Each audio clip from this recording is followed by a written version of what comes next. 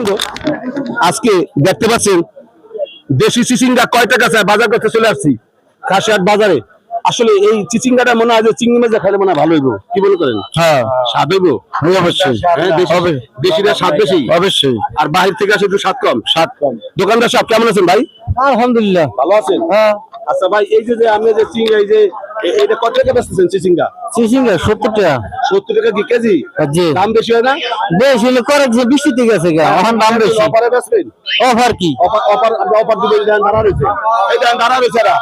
ভাই এটার দাম কত টাকা আছে মনে করেন?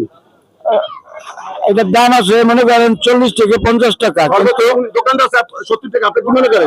দোকানদার 70 টাকা চায়, ঠিক আছে, কিন্তু বর্ষার কারণে আজকে ফসল নষ্ট হওয়ার কারণে আপনি কি মনে করেন? আমি মনে করি 40 টাকা 30 টাকা হলে মানুষের খাইতে পারবো। দর্শক বিন্দু, আসলে এটাই বলবো যে আসলে দোকানদার বেশি দাম বলতেছে 70 টাকা, আর এখানে পুঁইশাক কত দোকানদার সাহেব? হ্যাঁ পুঁইশাক কত?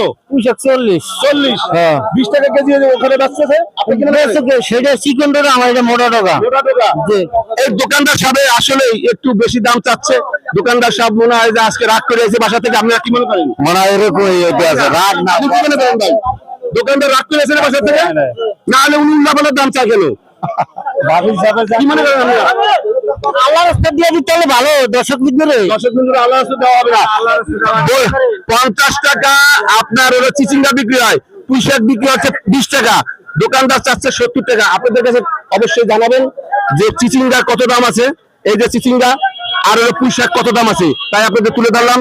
আর এই যে ভাই বেশি শাকের দাম কত আছে তাই জানাবেন। ভালো থাকবেন, সুস্থ থাকবেন। আজকের মতো বিদায় নিলাম, আল্লাহ হাফিজ।